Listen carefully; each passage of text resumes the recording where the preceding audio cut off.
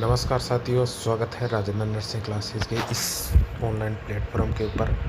आज आपके लिए बहुत ही एक अच्छी न्यूज़ लेकर आया हूँ। बहुत ही अच्छी खुशखबरी है। जो नर्सिंग के कैंडिडेट हैं वो all India institute of medical science Jodhpur AIIMS Jodhpur ने है। यहाँ पे senior nursing officer grade first की है वैकेंसी रिलीज़ कर दी है। इसका एडवर्टाइजमेंट है, उसके बारे में अपन कंप्लीट डिस्कशन कर लेते हैं। तो एडवर्टाइजमेंट है वो 4 मई 2023 को निकला है और ये senior nursing officer grade first की पोस्ट होने वाली है। डायरेक्ट रिक्रूटमेंट बेसिस मतलब परमानेंट वैकेंसी होने वाली है जोधपुर एम्स की।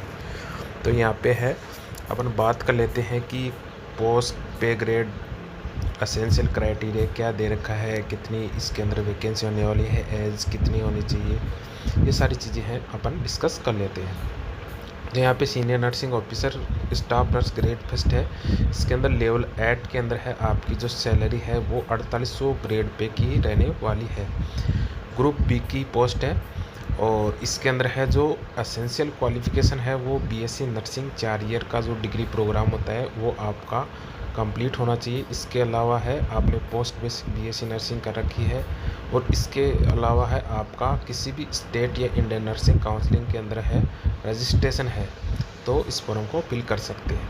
इसके बाद में अगर बात करते हैं एक्सपीरियंस की, एक्सपीरियंस कितना ज़रूरी है, तो इसके लिए आपको स्टाफ नर्स ग्रेड सेकंड का कम से कम 3 साल का एक्सपीरियंस होना चाहिए, वो भी 200 बेडेड हॉस्पिटल के अंदर, मल्टी स्पेशलिस्ट हॉस्पिटल 200 बेडेड का, उसके अंदर कम से कम 3 साल का एक्सपीरियंस होना चाहिए। स्टाफ नर्स ग्रेड सेकंड के ऊपर आपने काम किया है तो इस फॉर्म को फिल कर सकते हैं।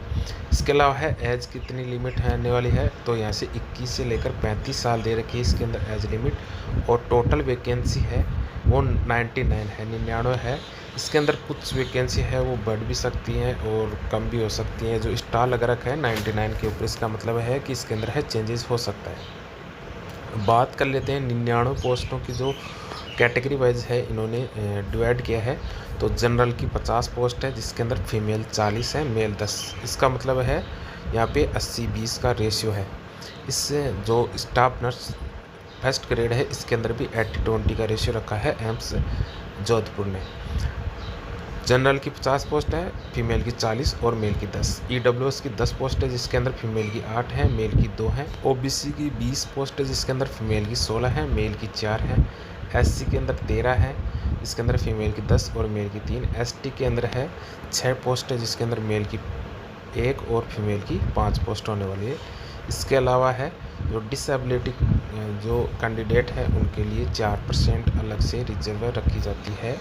इसके अंदर डिसेबिलिटी के अंदर जिसके 1 लेग मतलब एक पैर है जिसके, या लेप्रोसी है, या फिर डवार्फिज्म है, या फिर एसिड अटैक विक्टिम्स हैं, वो सारे हैं इसके अंदर है फिजिकली हैंडीकैप्ड कैटेगरी के अंदर आते हैं, जिनका 4% अलग से इसके अंदर है वैकेंसी रहने वाली है।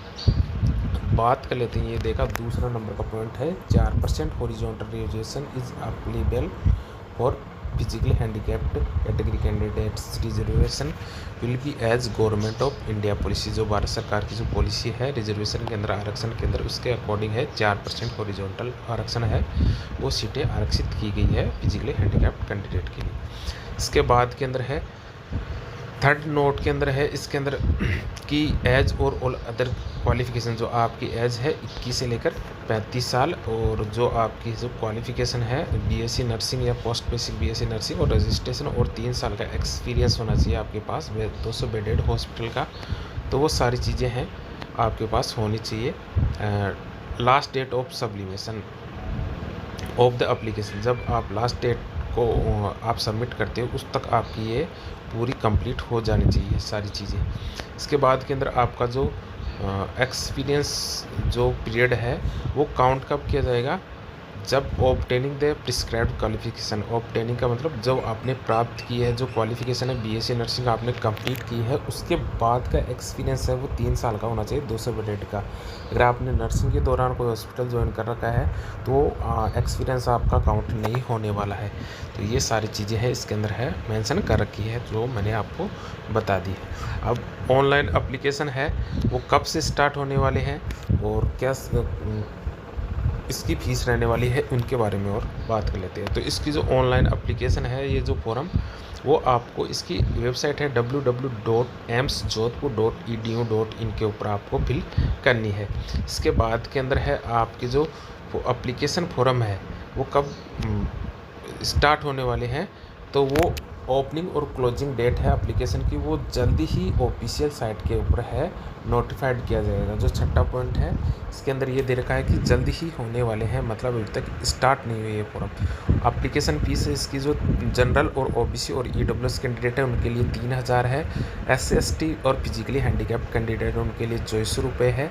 और ये केवल आपको ऑनलाइन मोड ओनली पे वाय जो आपको है यूपीआई या फिर जो डेबिट कार्ड क्रेडिट कार्ड है उनके द्वारा ही आपको एप्लीकेशन फ़ीस है वो पे करनी है एम्स जोधपुर के नाम से। इसके बाद के अंदर एक बारी जो एप्लीकेशन है फ़ीस सबमिट कर दी तो आपको किसी प्रकार से किसी भी हालत के अंदर आपको रिफंड नहीं की जाएगी और बिना एप्लीकेशन फ़ीस आपके जो एप्लीकेशन फॉर्म है वो रिजेक्ट हो जाएगा। और जो एससी एसटी और फिजिकली हैंडीकैप्ड के लिए जो 2400 रुपये फ़ीस रखी गई है उसके लिए बहुत ही अच्छी खबर है कि जो एससी एसटी और फिजिकली हैंडीकैप्ड कैंडिडेट है उनको जैसे ही एग्ज़ाम देकर आप निकलोगे उसके बाद के अंदर जब आपका रिज़ल्ट डिक्लेयर करेगा एम्स जोधपुर, उसके बाद के अंदर आपकी जो फीस है वो रिफंड कर दी जाएगी, मतलब वापस आ जाएंगे आपके लिए ये फॉर्म, उसके बाद में फ्री हो जाएगा। ठीक है। इसके बाद के अंदर 8वां नंबर का पॉइंट है, इसके अंदर एज रिलैक्सेशन की बात करें तो अपना है जो एससी एसटी और ओबीसी कैंडिडेट है उनको जो गवर्नमेंट ऑफ इंडिया के अनुसार है एज रिलैक्सेशन दिया गया है। एससी एसटी कैंडिडेट के लिए 5 साल का है, ओबीसी के लिए 3 साल का है और फिजिकली हैंडीकैप्ड का है वो 10 साल का एक्सपीरियंस है।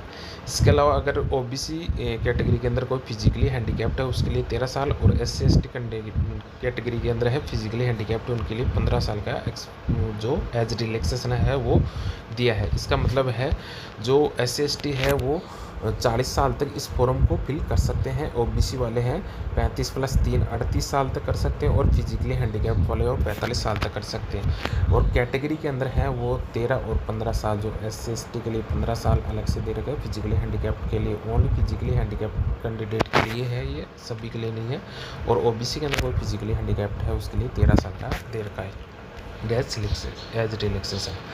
इसके बाद के अंदर है जो आपको एक और अच्छी चीज़ बता देना चाहता हूँ कि मैं आपके लिए है जो ये वैकेंसी है इसके अंदर है 2 साल का जो प्रोविज़न पीरियड होता है उसके अंदर है आपको सेंट्रल गवर्नमेंट के अकॉर्डिंग है पूरा आपको पेमेंट दिया जाता है। तो आपका जो पेमेंट है वो बहुत ही अच्छा और रहने वाला है। और ओबीसी कैंडिडेट है उनके लिए एक अच्छी सी मैं न्यूज़ देना चाहता हूँ कि आपका जो फाइनेंशियल ईयर 2023-24 है उसके अनुसार आपको ओबीसी का सर्टिफिकेट बनाना है। इसका मतलब है फाइनेंशियल जो ईयर है अपना वो स्टार्ट होता है 1 अप्रैल 2023 से स्टार्ट हुआ था और वो ख़त्म होगा 31 मार्च 2024 को। तो इनके बीच के अंदर आपको ये ओबीसी नॉन क्रिमिनल लेयर वाला सर्टिफिकेट बनाना है, तभी आपका वैलिड माना जाएगा। तो अगर किसी के पास एग्ज़ाम फॉर्म भरते टाइम के अंदर ओबीसी का सर्टिफिकेट नहीं है तो कोई डरने की बात नहीं है। आपका जब डॉक्यूमेंट्स वेरिफिकेशन होगा उस टाइम तक आप बना सकते हो, कोई दिक्कत नहीं है उसके अंदर, आप इसके लिए बिल्कुल भी चिंता करने की ज़रूरत नहीं है। तो ये सारी जो चीज़ें हैं मैंने आपको बता दी है। आपकी जो एग्ज़ाम है वो सीबीटी बेस की होगी और आपका जो कंप्लीट सिलेबस है वो बीएससी नर्सिंग वाला ही रहने वाला है। लेकिन आपको जो डॉक्यूमेंट्स वेरिफिकेशन है जब आपका सिलेक्शन हो जाता है उस दौरान आपको डॉक्यूमेंट्स के लिए क्या क्या लेकर जाना है, फ़ोटोकॉपी है, आपको एक सेट फ़ोटोकॉपी लेना जाना है और ड्यूली सेल्फ अटेस्टेड मतलब आपके खुद की उसके ऊपर नीचे की साइन होने चाहिए। तो वो कॉपी किस किस की, एक तो ऑनलाइन एप्लीकेशन जो फॉर्म भरोगी उसकी होनी चाहिए, एक जो आपका एडमिट कार्ड होगा उसकी होनी चाहिए फ़ोटोकॉपी। इसके अलावा 10वीं या जो बर्थ सर्टिफिकेट का आपके पास होना चाहिए, 10वीं और 12वीं की मार्कशीट है, मार्कशीट और डिप्लोमा या डिग्री मतलब है आपका जो 4 साल की जो डिग्री है बीएससी नर्सिंग की या फिर 2 साल की पोस्ट बेसिक बीएससी नर्सिंग की है और उससे पहले आपने जीएनएम कर रखी है 3 साल की, तो वो सारी जो मार्कशीट है वो लेकर जानी है आपको। इसके अलावा है आपको जो एससी एसटी ओबीसी और ईडब्ल्यूएस वाले कैंडिडेट है उनको आपका जो कैटेगरी का जो सर्टिफिकेट होता है वो लेकर जाना है। और जो किसी भी आप गवर्नमेंट एम्प्लॉय है या फिर सेमी गवर्नमेंट है या फिर जो पब्लिक सेटअप इंस्टीट्यूट है उसके अंदर आपको जॉब कर रहे हैं तो आपको क्या करना है, नो ऑब्जेक्शन सर्टिफिकेट है वो भी लेकर जाना है। इसके अलावा है आपका जो एक्सपीरियंस सर्टिफिकेट है जो 200 बेडेड हॉस्पिटल वाला 3 साल का, वो आपको है विथ प्रूफ के साथ लेके जाना है एविडेंस के लिए। जैसे कि आपकी जो पीएफ है, ईएसआई कितनी कटती है, आपकी अकाउंट स्टेटमेंट है, सैलरी स्लिप है, एक्सपीरियंस सर्टिफिकेट, ये सारी चीज़ें आपको क्या करना है एक्सपीरियंस सर्टिफिकेट के रूप के अंदर लेकर जानी है। आइडेंटिटी प्रूफ के लिए आपको पैन कार्ड है या फिर पासपोर्ट है, ड्राइविंग लाइसेंस है, वोटर आई है, आधार कार्ड है या फिर गवर्नमेंट के द्वारा कोई अदर आइडेंटिटी प्रूफ है वो आपको लेकर जाना है। नेक्स्ट है इसके अंदर एड्रेस प्रूफ के लिए क्या करना है आपको, जो भी आपका है आधार कार्ड है या फिर जो पासपोर्ट है उसके ऊपर एड्रेस लिखा हुआ आता है या फिर जो आपका बोनाफाइड सर्टिफिकेट है, मूल निवास वाला है, वो आपको लेकर जाना है। इसके अलावा अदर जो कोई भी रिलेवेंट डॉक्यूमेंट्स हैं तो वो आपको सारी चीज़ें हैं वो लेकर जानी है। जैसे है जो आपका आरएनसी का या फिर जो आईएनसी जो राजस्थान के है वो आरएनसी का सर्टिफिकेट है, और या फिर आईएनसी का है हरियाणा वाला है वो हरियाणा नर्सिंग काउंसिल के सारे रजिस्ट्रेशन सर्टिफिकेट लेकर जाने वाले हैं। तो ये सारी चीज़ें हैं मैंने आपको है 1 बाय 1 करके है सारी सब कुछ समझा दिया है। और आपके जो फॉर्म है वो बहुत ही जल्दी है ओपन होने वाले हैं और आपका जो प्रोविज़न पीरियड है वो 2 साल का रहने वाला है। तो बहुत ही अच्छी शानदार वैकेंसी है जो काफ़ी दिनों से है वेट कर रहे थे उनके लिए, बहुत ही अच्छी खुशखबरी है। तो बने रहिए राजेंद्र नर्सिंग क्लासेज के साथ, चैनल को ज़रूर सब्सक्राइब करें, लाइक करें।